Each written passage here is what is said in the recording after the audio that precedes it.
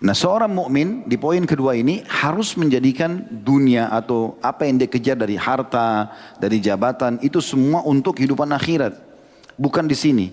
Sehingga apapun yang dia lakukan dia selalu mencari sumber yang halal, ya, dan ditanam sebagai investasi untuk akhirat. Itu yang benar.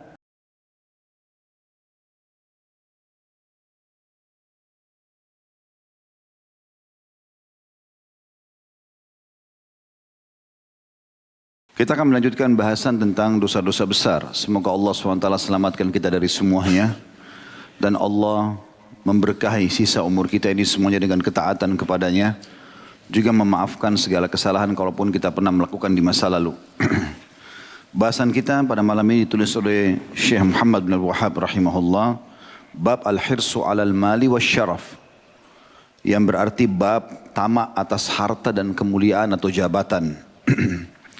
Beliau mengangkat sebuah hadis yaitu dari Ka'ab radhiyallahu anhu secara marfu, ma dhi'bani ja'i'ani ursila fi zaribati ghanamin bi afsada laha min hirsil mar'i 'ala al-mali wasyarafi lidini, sahahahu at-Tirmidzi.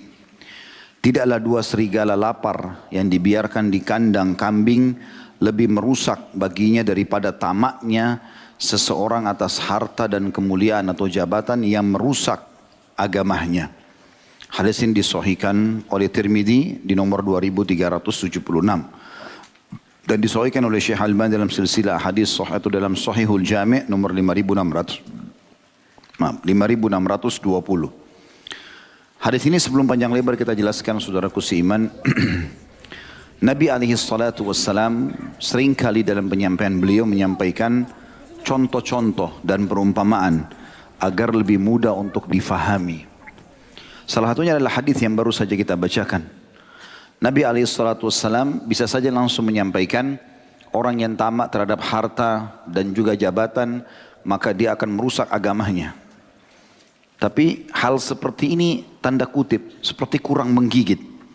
Maka Nabi SAW menjelaskan tidaklah dua serigala yang lapar. Kalau serigala lapar itu liar sekali. Dia akan menerkam mangsanya gitu kan. Mencabit-cabit dagingnya dan seterusnya. Yang dibiarkan di kandang kambing. Jadi kalau di luar pun serigala itu akan sangat liar. Dan bisa menerkam kambing atau domba setiap saat. Apalagi kalau lagi lapar. Ya, dan mengejarnya. Apalagi kalau dilepas di dalam kandang. Maka kambing tidak bisa lari kemana-mana. Itu masih lebih ringan dibandingkan tamaknya seseorang atas harta dan kedudukan atau kemuliaan yang merusak agamanya. Perlu kita garis bawahi tentunya ada titip pesan dalam hadis ini yang merusak agamanya. Teman-teman sekalian ada pertanyaan untuk lanjut kita bahasan ini tentunya. Apakah Islam melarang kita untuk memiliki harta dan kedudukan ataupun jabatan atau kemuliaan? Jawabannya tentu tidak. Islam membolehkan itu, bahkan menganjurkan setiap penganutnya selalu mengejar prestasi-prestasi terbaik dari dunia ini.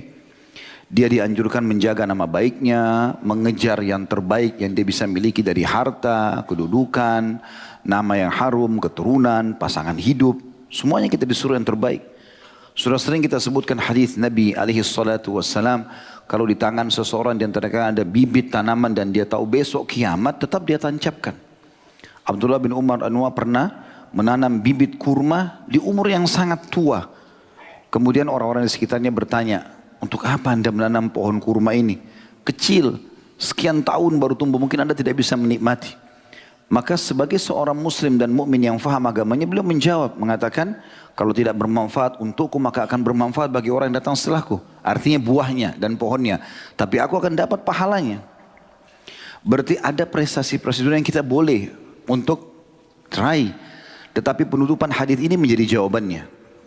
Kalau sampai harta tersebut, jabatan tersebut tidak halal buat kita, bukan hak kita di situ, atau kita meraihnya dengan cara-cara yang salah, itulah yang masuk dalam hadis ini.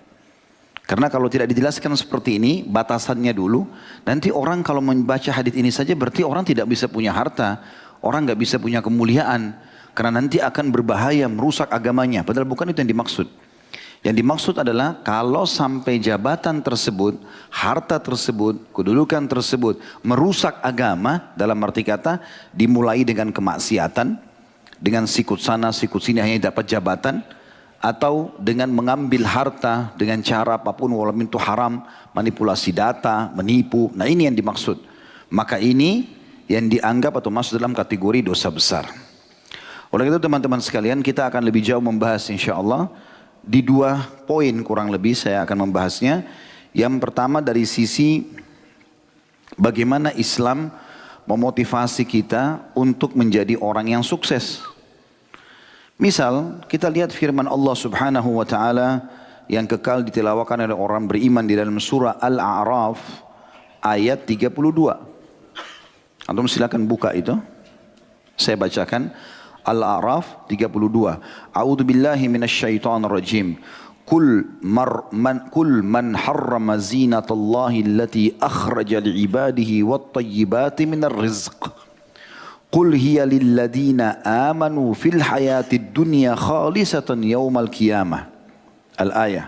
Artinya siapa yang berani-berani kata Allah mengharamkan perhiasan-perhiasan yang sudah Allah keluarkan untuk hamba-hambanya dan rezeki-rezeki yang baik, buah-buahan yang segar, pakaian yang bagus, rumah yang bagus, tunggangan yang bagus, ya, dan segala macam ini. Siapa yang bilang itu diharamkan kecuali yang Allah haramkan saja? Kalau yang selain daripada itu semuanya boleh. Kata Allah, katakanlah hai Muhammad, semua itu disiapkan untuk orang-orang beriman di kehidupan dunia, dan nanti nikmat-nikmat ini dari pakaian bagus, makanan, minuman, pasangan dan segala macam itu akan khusus buat mereka di akhirat. Di surga nanti. Berarti orang beriman akan dapat di dunia, dapat juga di akhirat. Itu makna ayat. Berarti ayat ini sangat jelas menyuruh kita mengejar prestasi dunia. Memang Allah siapkan justru buat kita. Untuk orang-orang beriman. Orang beriman itu harus berpenampilan yang bersih, yang rapi, yang bagus. Makan makanan yang halal dan thayyibah. Halal dan juga berkualitas. Kita harus punya pendapatan yang bagus. Menjaga nama harum kita dan seterusnya. Ya. Dalam ayat yang lain. Allah subhanahu wa ta'ala berfirman dalam surah Al-Mulk ayat 15. A'udzu billahi minasyaitonir rajim. Huwa alladhi ja'ala lakumul arda dalulan famshu fi manakibiha wa kulu min rizqihi wa ilaihin nusyur. Dialah Allah yang telah menghamparkan buat kalian bumi, maka kalian bisa berjalan di atasnya, bisa bercocok tanam, bisa mengambil hasil dari bumi itu, dari tambang dan seterusnya. Dan makanlah rezeki-rezeki yang ada di situ. Dan ketahuilah hanya kepada Allah kalian akan dikembalikan. Ada perintah wa kulu min rizqi. Makan itu rezekinya Allah. Nikmati, silahkan. Juga di dalam surah Al-Jum'ah ayat 10. Tentang masalah apa yang harus dilakukan setiap muslim selesai sholat Jumat. A'udzu billahi minasyaitonir rajim. Fa idza qudiyatis shalah. Fa idza qudiyatis salatu fantashiru fil ard. Wabtagu min fadlillah. Wadhkurullaha katsiran la'allakum tuflihun. Kalau kalian sudah selesai sholat Jumat itu, menyebarlah di muka bumi. Untuk apa ya Allah kami menyebar? Wabtagu min fadlillah. Kejar karunia-karunia Allah itu. Prestasi-prestasi terbaik. Kalau kita di zaman kita sekarang, titel akademika, prestasi jabatan terbaik di kantor kah, ya, dan seterusnya. Ya, pekerjaan-pekerjaan, investasi, semua yang baik-baik. Dan ingatlah Allah, atau berzikirlah kepada Allah dengan zikir yang banyak. Maksudnya ikutkan pekerjaanmu, menikmati rezeki itu dengan sesuatu yang benar. Ingat kalau itu haram jangan, kalau halal silahkan. 5 huruf ini harus selalu kita jaga. Halal, ya, haram, dua-duanya 5 huruf. Ya. Halal nikmati, haram jauhi. Ya. Kata Allah, agar kalian termasuk orang-orang yang beruntung. Tentu banyak ada ayat-ayat Al-Quran seperti ini ya. Kita langsung pindah kepada hadis Nabi alaihi salatu wassalam. Di antaranya adalah hadis yang sahih riwayat Imam Bukhari. Kata baginda Nabi SAW, "Ma akala ahadun ta'aman khairan min an ya'kula min amali yadihi, wa inna nabiyallahi Dawud kana ya'kulu min amali yadihi." Tidak ada sesuatu makanan yang dikonsumsi oleh seseorang lebih baik buat kesehatannya, buat nama baiknya, daripada yang dia dapatkan dari hasil kerja tangannya. Dan ketahuilah Nabi Allah Daud yang terkenal sangat saleh dan patuh kepada Allah, dia selalu makan dari hasil tangannya sendiri. Di dalam riwayat lain disebutkan riwayat Imam Muslim bahwasanya baginda Nabi SAW mengatakan Zakaria alaihissalam adalah tukang kayu, ya, bekerja.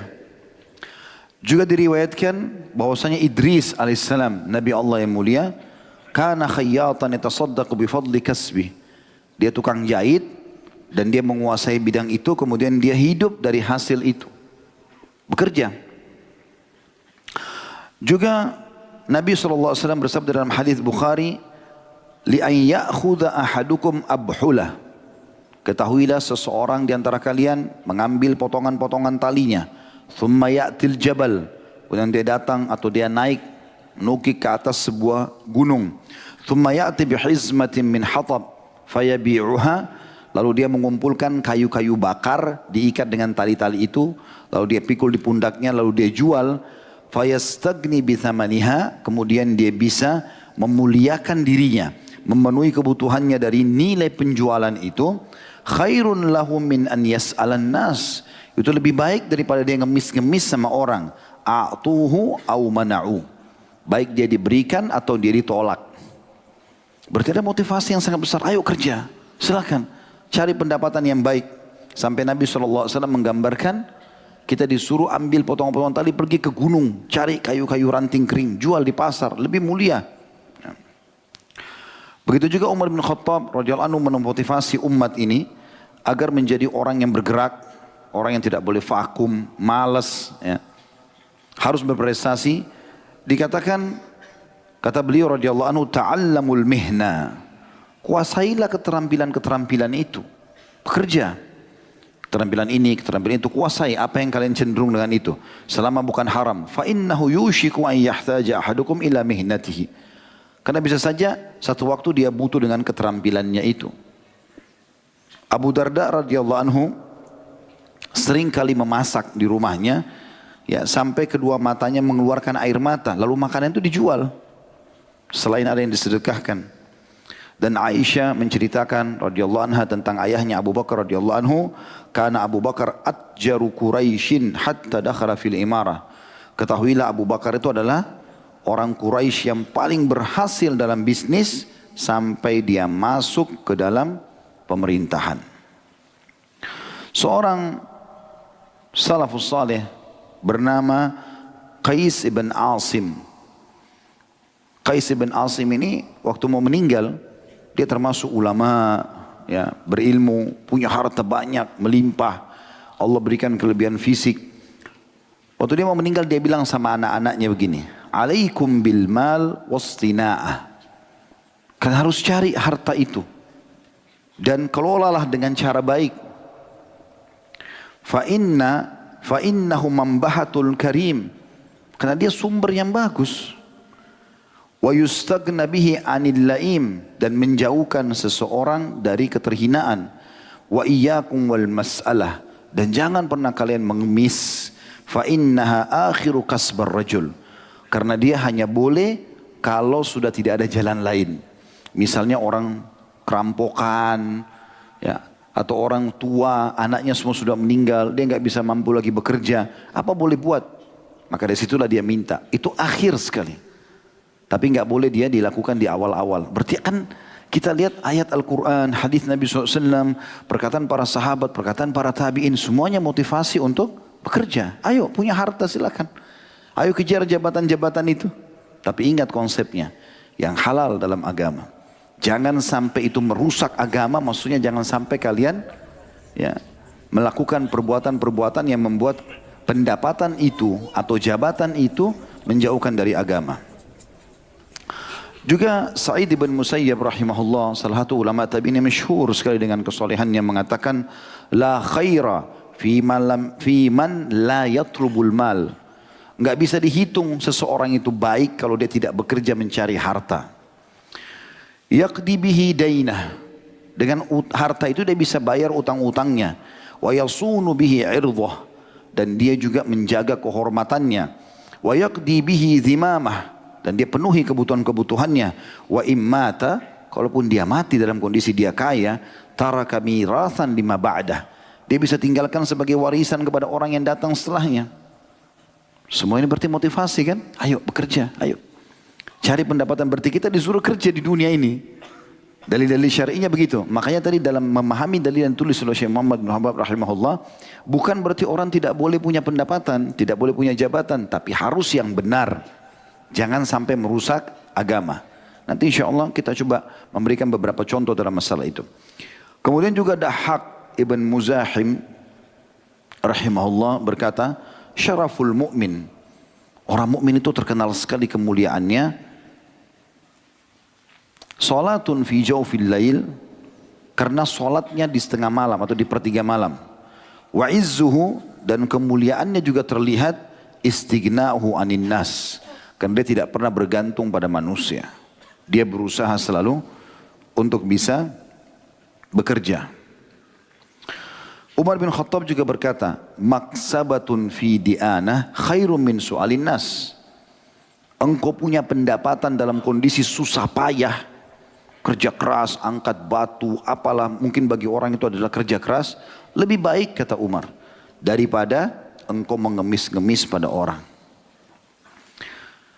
Diriwayatkan bahwasanya Luqman al-Hakim yang terkenal dalam surah Luqman, ya, beliau pernah menasihati anaknya sambil mengatakan, ya bunayya, wahai anakku, istagni bil kasbil halal, selalu cari pendapatan yang halal sebanyak mungkin kau mampu. Kejar prestasi duniamu itu.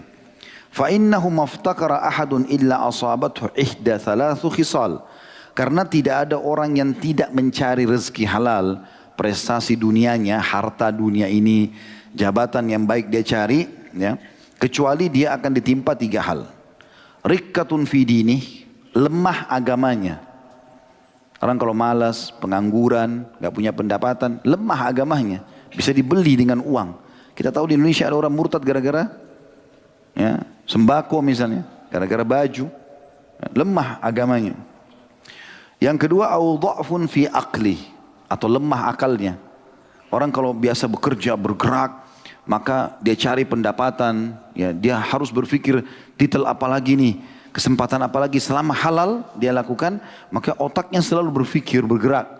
Beda dengan orang yang vakum, duduk di pinggir got, tidak mau bergerak, sibuk dengan caturnya, sibuk dengan, ya, tiap hari itu saja, 20 tahun begitu terus, ya.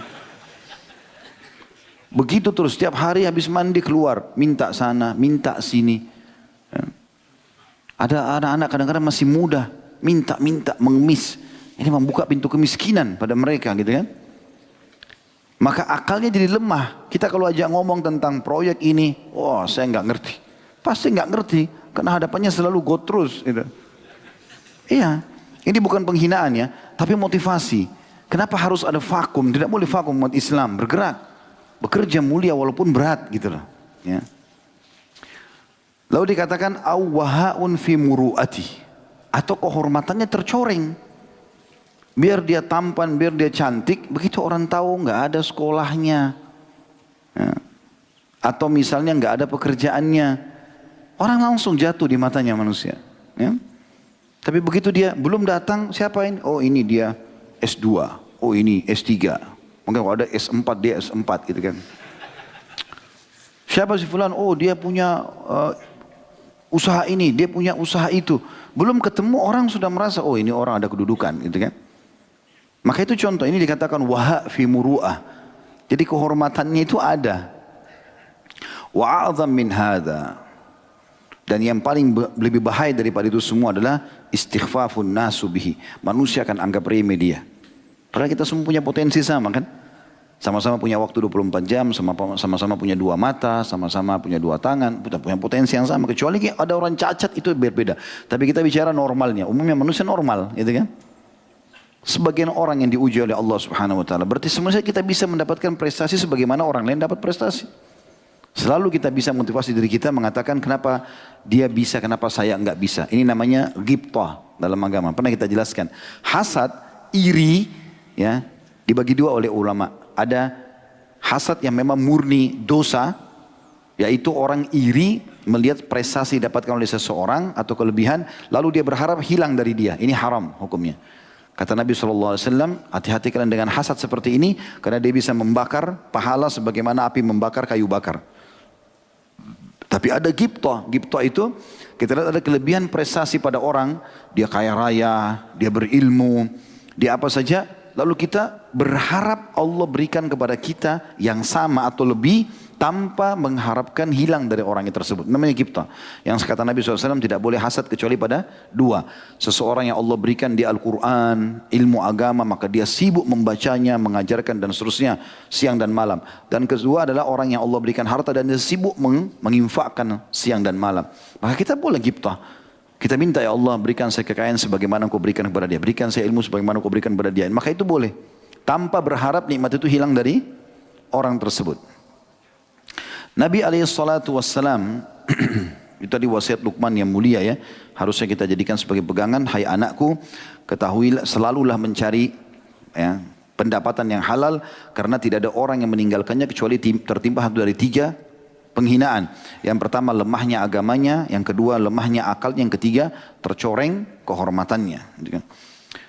Dan Nabi SAW di dalam riwayat Imam Ahmad dan disahihkan oleh beliau, ya, dikatakan atau Nabi SAW bersabda, ta'awwadhu billahi minal faqri wal qillati wal dhillah.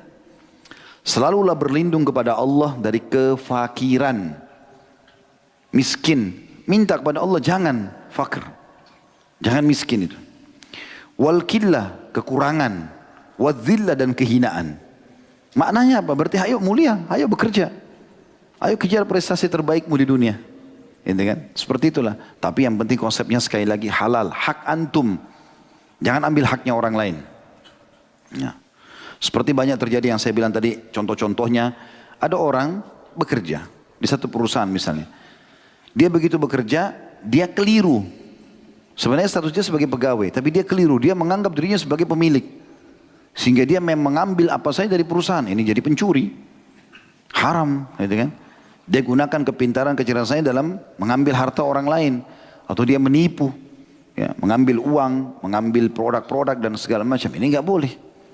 Ada orang menjabat misalnya di jabatan pemerintahan. Lalu dia tunggangi jabatannya untuk mengambil pendapatan haram. Ini semua tidak boleh, gitu kan. Ini haram hukumnya. Tapi dia bisa tunggangi jabatannya untuk mendapatkan prestasi-prestasi yang terbaik. Gitu kan? Di Indonesia ini Masya Allah ada sebenarnya. Tapi tidak nampak orang-orang itu. Karena memang saya pernah ketemu dengan beberapa pejabat kita sendiri. Beliau minta kepada saya, bisa Ustaz, saya mau bicara 4 mata. Di ruangan, di rumah dinas. Baik, saya bilang silakan. Ngobrol, ternyata dengan sedih beliau menyampaikan gitu. Saya Ustaz punya gaji sekian. Sebagai kedudukan seperti ini. Saya tidak ada pendapatan kecuali ini. Keluarga saya membutuhkan pendapatan yang lebih besar. Sering kali orang menawarkan saya minta pekerjaan ini, minta pekerjaan itu, lalu saya akan diberikan sesuatu. Apakah itu halal atau tidak? Saya bilang, Bapak kalau memang menjabat, memang sudah memilih menjabat di pemerintahan, ya harus menjalankan sesuai dengan itu. Anda mau berbeda ya jadi pedagang. Bebas mengelola harta gitu kan. Tapi kalau jadi pemerintah sudah ditentukan gajinya, ditentukan pekerjaan, tidak boleh Anda dapat pendapatan yang lain. Gitu kan. Apalagi memuluskan pekerjaan orang hanya untuk mendapatkan keuntungan dari situ. Nanti bisa jadi pendapatan haram itu. Gitu kan. Contoh saja. Juga Nabi SAW dalam riwayat An-Nasai dan Abu Dawud bersabda, Allahumma, beliau baca doa ya, beliau mengatakan, Allahumma inni a'udzubika minal ju' fa innahu bi'sad daji'. Ya Allah, aku berlindung kepadamu agar jangan aku tertimpa kelaparan, karena dia seburuk-buruk keadaan. Dan dalam riwayat lain Nabi SAW bersabda, Allahumma inni a'udzubika minal ajzi wal kasal. Ya Allah, aku berlindung kepadamu dari sifat malas, putus asa, wal jubun wal bukhul, pengecut dan juga pelit, wa galabatid dain, terlilit utang, wa qahri rijal, dan dikuasai oleh orang-orang. Jadi makin kita bisa mandiri saja, gitu kan. Seperti itu maksudnya. Maka Umar radhiyallahu anhu juga mengingatkan kepada kita, mengatakan, inni la ara rajula fayu'jibuni syakluh. Kadang-kadang saya lihat orang, kata Umar, saya kagum lihat penampilannya. Paras wajahnya tampan, pakaiannya bersih, penampilannya oke, gitu kan.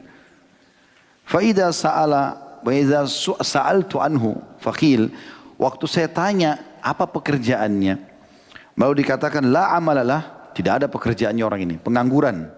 Sakata min aini, maka otomatis dia jatuh di mataku, kata Umar. Syekh Umar tidak mau lagi nilai orang ini. Artinya memang betul-betul kita tahu dalam Islam kita dimotivasi untuk justru mendapatkan prestasi-prestasi dunia, gitu ya. Tapi ingat dengan jalan yang benar. Kita harus rapi, harus bersih, harus pintar, harus kaya. Itu semua kita jadikan prestasi kita. Karena banyak sekali hal yang bisa kita dapatkan dengan harta kita.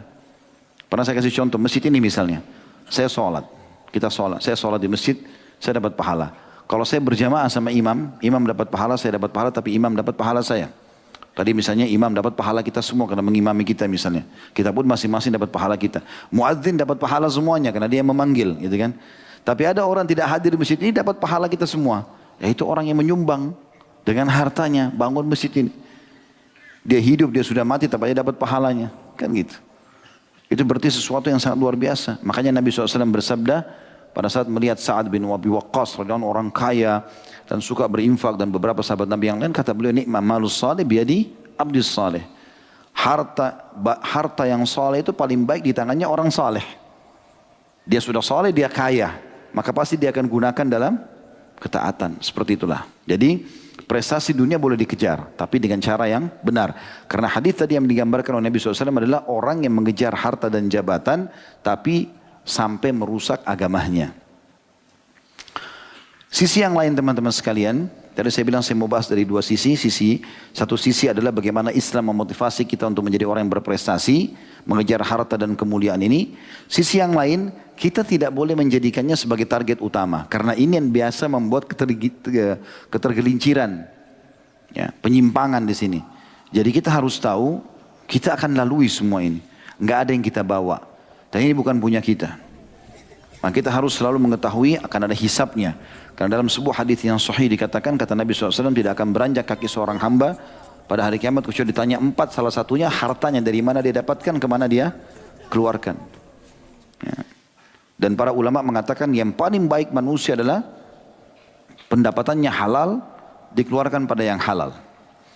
Yang kedua, ini buruk, pendapatannya halal tapi dikeluarkan pada yang haram. Gajinya sudah halal, uang warisan halal tapi dipakai berzina, pakai khamr, judi dan seterusnya. Yang ketiga, buruk juga, ya. Tapi dia berdosa dari dua sisi. Kalau yang tadi yang kedua ini dosanya hanya pada saat dia keluarkan pada haram, pendapatan halalnya tidak. Tapi yang ketiga ini dosa dua-duanya, karena pendapatannya haram dikeluarkan pada yang halal. Hasil korupsi dipakai haji. Pendapatannya haram tapi dipakai kepada yang halal. Ini dosa dua-duanya. Hajinya pun tidak diterima, gitu kan? Sudah pernah kita jelaskan itu. Hadis Nabi SAW yang dihasankan oleh para ulama hadis, kalau seseorang itu pergi haji dengan pendapatan halal, mulai pada saat dia injakkan kakinya di sebuah lembah, lalu dia mengatakan labbaika wa sa'daik, aku menjawab panggilanmu dan kemuliaan untukmu ya Allah, maka malaikat akan menyeru, ya. Dia di labbaika wa sa'daik, dijawablah panggilanmu itu karena makananmu halal, bekalmu halal, tungganganmu halal, hajimu mabrur. Sementara kalau orang pendapatan haram dia pergi haji, gitu kan, dari hasil riba, dari korupsi, dari manipulasi, dari apa saja misalnya, kemudian dia pergi haji, maka kalau dia injakkan kakinya di lembah, kata Nabi SAW, lalu mulai dia mengatakan labbaika wa sa'daik, labbaik Allahumma labbaik, ya Allah, ya saya menjawab panggilanmu dengan santun, maka malaikat menjawab la labbaika wa la sa'daik. Enggak ada jawaban panggilan hajimu, tidak ada kebahagiaan untukmu. Karena makananmu haram, tungganganmu haram, pakaianmu haram, gitu kan? Dan hajimu tidak akan diterima. Itu hadis, ya, Nabi SAW. Yang keempat lebih buruk lagi, ya. Jadi yang pertama yang paling bagus, pendapatannya halal dikeluarkan pada yang halal. Ini yang kata Nabi SAW, nikma malus salih biadi abdis salih. Sebaik-baik harta yang baik, yang soleh di tangannya orang soleh. Yang kedua, dosa di satu sisi, pendapatannya halal, kerjanya udah bagus, tapi dikeluarkan pada yang haram, berzina, mabuk, judi. Maka dia dosa di pengeluarannya. Yang ketiga, dosa di dua sisi. Pendapatannya haram, dari uang korupsi tapi dipakai kepada kebaikan. Misalnya haji dan seterusnya tadi. Yang keempat yang paling buruk, sudah pendapatannya haram, dikeluarkan pada yang haram. Hasil korupsi dipakai zina. Hasil korupsi dipakai mabuk, pakai judi. Ini makin dalam neraka, wa naudzubillah.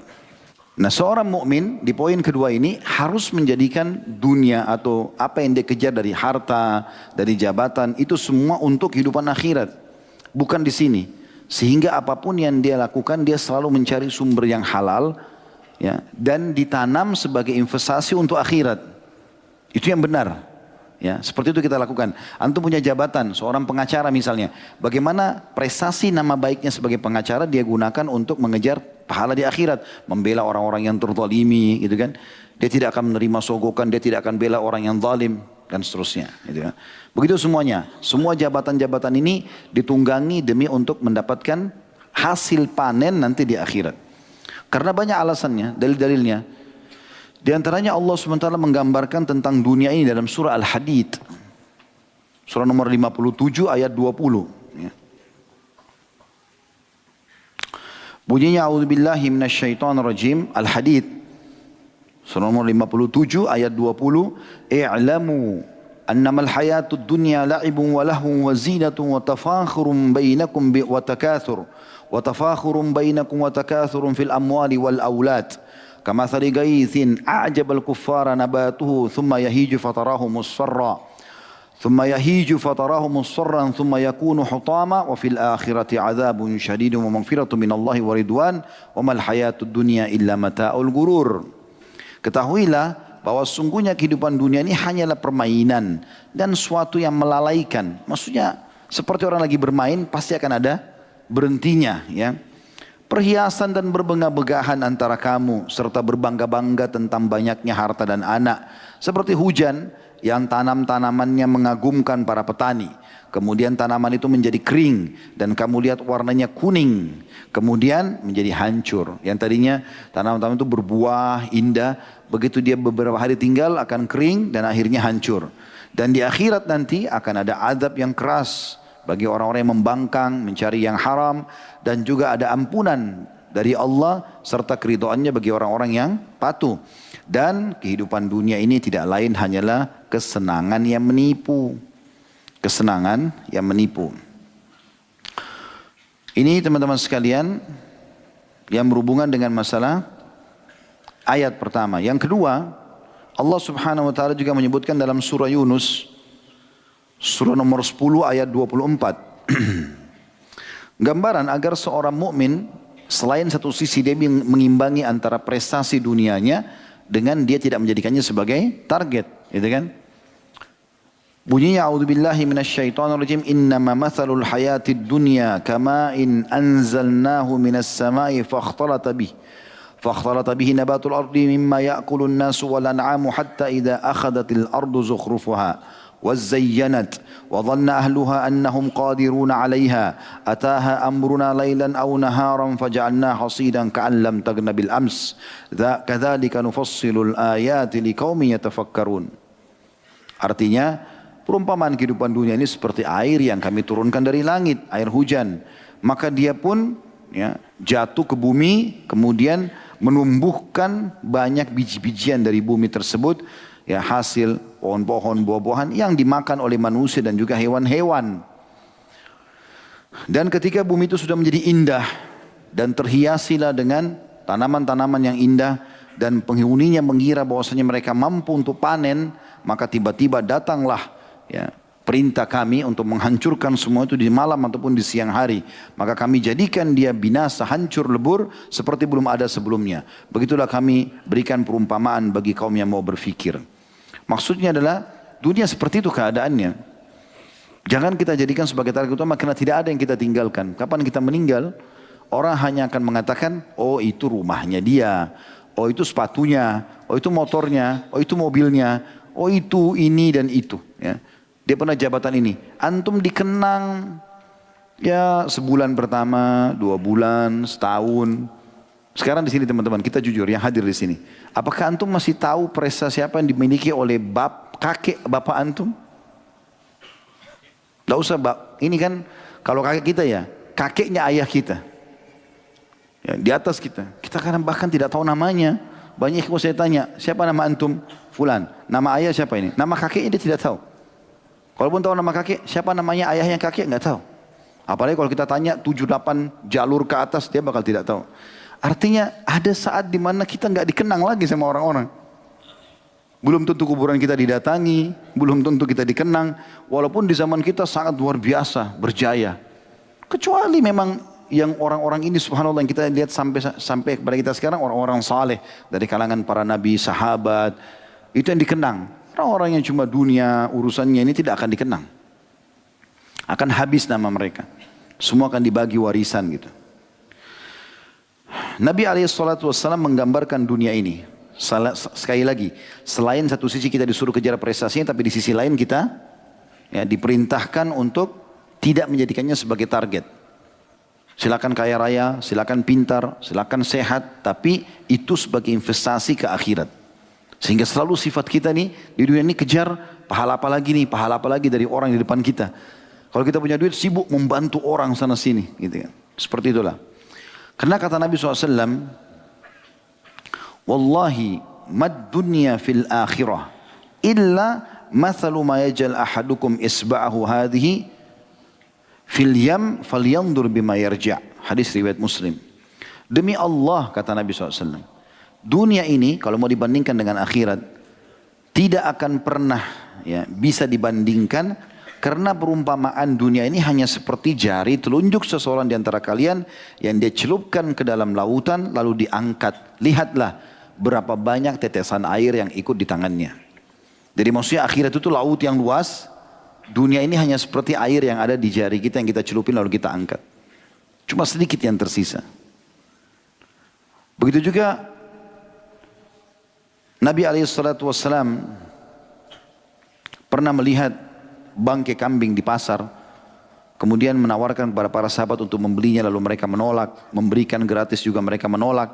Lalu kata Nabi SAW, "Fawallahi lad dunya ahwanu 'ala Allahi min hadza 'alaikum." Ketahuilah kambing ini ya, atau dunia kalian masih lebih hina daripada kambing ini di hadapan Allah Subhanahu wa taala. Itu riwayat Tirmidzi. Hadis riwayat Imam Ahmad berbunyi, kata baginda Nabi SAW, Inna mat'am ibni Adam ju'ila mathalan di dunia. Wa in kazzahahu wa mallahahu fandur atau fandur ila ma yasir. Sesungguhnya makanannya anak Adam yang kita makan ya, dijadikan perumpamaan tentang dunia ini. Bagaimanapun hebatnya dia bumbuhi, ya, sampai wangi, sampai warnanya bagus, dia berikan garam, lihat ujungnya menjadi apa. Lihat ujungnya menjadi apa. Seperti itu penyampaian Nabi SAW. Juga Nabi SAW bersabda kepada Dahhak ibn Sufyan radhiyallahu anhu, "Ma ta'amuk?" Apa makananmu? Qala ya Rasulullah al-lahm wal laban. Wahai Rasulullah, susu dan daging atau daging dan susu. Qala thumma yasiru ila madza? Setelah itu jadi apa itu? Qala ila ma qad alimta, seperti yang Anda sudah tahu ya Rasulullah. Pasti jadi kotoran maksudnya, tapi boleh dengan sopan mengatakan ini. Qala fa inna Allah ta'ala daraba ma yakhruj min ibni Adam mathalan di dunia.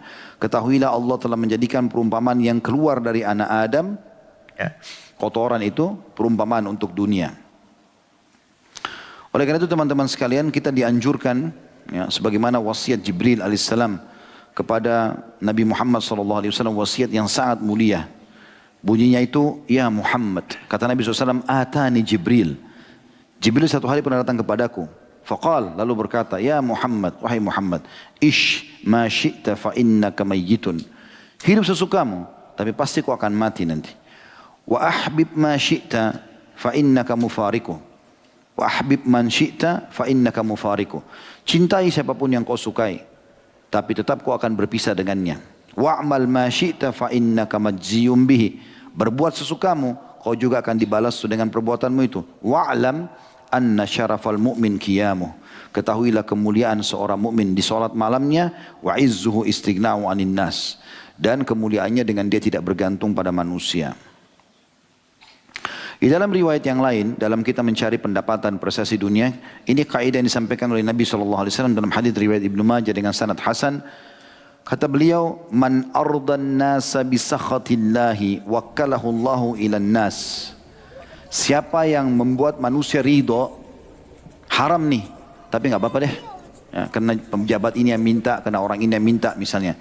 Siapa yang membuat manusia ridho, tapi itu mengundang murkahnya Allah, maka Allah akan menggantungkan dia pada manusia itu. Wa man askhatan nas biridallah, siapa yang sebaliknya membuat orang jengkel dan marah karena mencari ridhonya Allah, Allah haramkan tetap dia tidak mau jalankan walaupun orang-orang itu minta, kafahullahu mu'aunatan nas, maka Allah akan cukupkan dia dari ketergantungan dengan manusia. Juga teman-teman sekalian disebutkan di dalam riwayat yang lain, dan ini kaidah penting ya, supaya kita selalu ridho dengan apa yang Allah SWT berikan. Kata Nabi SAW dalam hadis Bukhari, disebutkan dalam adab mufrad, man asbaha minkum aminan fi sirbih. Siapa yang bangun pada pagi hari dia aman di tempat tinggalnya. Ini ada dua bacaan, sirbihi atau sarbihi. Semua bermakna tempat tinggalnya atau wilayah yang sedang dia ada. Aman. Mu'afan fi jasadi, sehat badannya. Indahu qutu yaumi, dia sudah bisa dapat makanan dia hari itu, faka'annama hizat lahu dunya, seakan-akan dunia sudah berkumpul semua padanya. Kita tutup teman-teman sekalian dengan wasiat mulia dari Hasan Basri rahimahullah. Beliau mengatakan, aku tahu rezekiku tidak akan diambil oleh orang lain. Allah sudah tentukan, tidak akan pindah ke tangan orang lain. Karena itu hatiku selalu tenang. Aku tahu amalku tidak akan dikerjakan orang lain, karena itu aku sibuk beramal saleh. Tidak mungkin ada orang yang sholat buat aku segala macam itu. Aku tahu Allah Ta'ala selalu memperhatikanku, karena itulah aku malu jika Allah melihatku dalam maksiat. Aku tahu kematian sudah menungguku, karena itulah aku selalu menambah bekal untuk hari pertemuanku dengan Allah. Beliau berprestasi dunia, seorang ulama, orang yang mampu. Tapi beliau juga membahasakan ini agar memberikan gambaran kepada kita bagaimana menetralkan atau mengatur ya kestabilan dalam mengatur prestasi dunia, dan juga kita tidak menjadikannya sebagai target. Dan beliau juga mengatakan jauhi dunia ini. Sesuatu yang haram jangan disentuh, karena ia seperti ular yang mulus pada sentuhan tangan, tapi racunnya bisa membunuh. Allahu a'lam.